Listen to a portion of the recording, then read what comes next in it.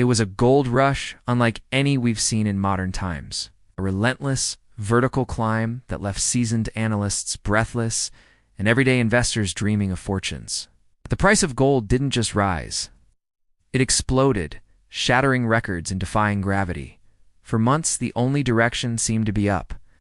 But now, the frantic music has faded. Quiet has fallen over the market.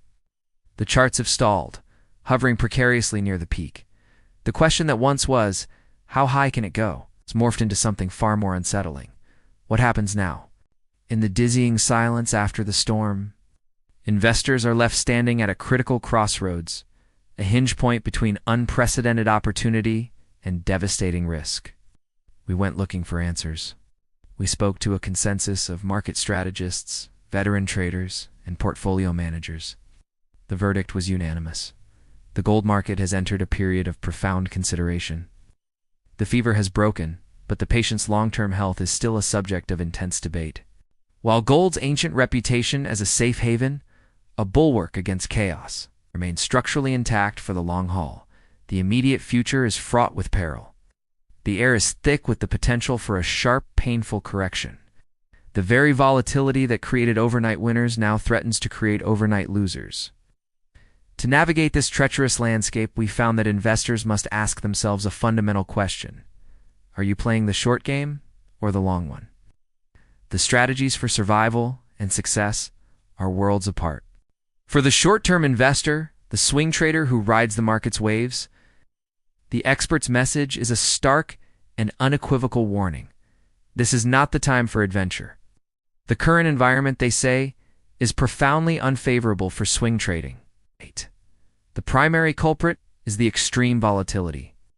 The same forces that propelled prices upward can now trigger a violent reversal with little to no warning. Compounding this danger, especially in physical markets, is the chasm between the buy and sell price. This spread can act like a tax on every transaction, rapidly eroding any potential profits you might hope to capture from small price movements.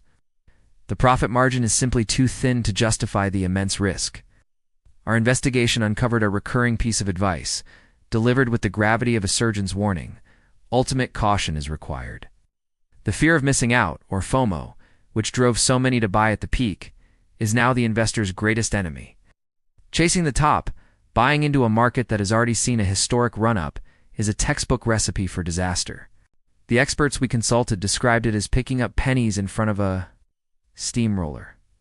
Buying and selling based on fleeting trends can lead to catastrophic losses when the market inevitably and quickly reverses course. The momentum that was your friend on the way up will become your most brutal foe on the way down. For those who insist on navigating these choppy waters, the non-negotiable rule is strict, almost merciless, risk management.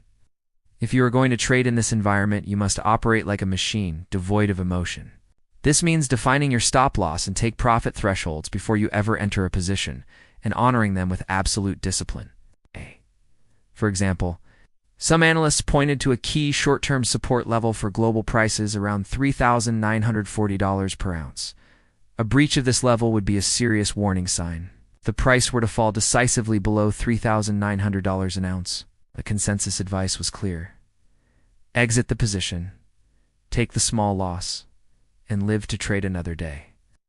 Clinging to a losing trade in the hope of a rebound is a gamble that rarely pays off in a corrective phase. And there was one rule that every single expert we spoke with repeated like a mantra. Absolutely do not use borrowed money. Do not use leverage. Investing in gold with debt at this juncture is not an investment. It is a high-stakes bet against a market that is actively looking to punish the overconfident. The risk of a sudden, sharp price adjustment can happen at any moment, and a margin call can wipe out your entire capital base in the blink of an eye. The potential for a quick profit is a siren song luring you onto the rocks of financial ruin. The message from the professionals is clear. For the short-term trader, the best move right now might be to make no move at all. But what about the other investor? The one with a time frame measured not in days or weeks, but in years and decades. For the medium and long-term accumulator, the story is entirely different. Here, gold sheds its speculative skin and reclaims its ancient role as a strategic asset, a defensive pillar in a well-constructed portfolio. The experts we consulted were clear. For the long-term holder, the current market turbulence is not a crisis, but an opportunity. The key is a shift in mindset. You must see gold not as an engine for growth, but as a form of financial insurance. It is not an asset like a stock, designed to generate dividends and compound earnings. It is not a bond, intended to provide a steady stream of income. Think of it as a fire extinguisher for your portfolio. You hope you never have to use it, but you are immensely glad it's there when the building is on fire.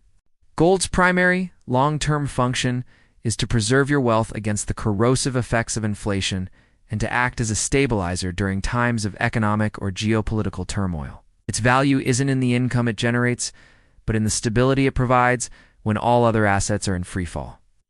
With this defensive mindset, the current price corrections are not a reason to panic, but a chance to build your position.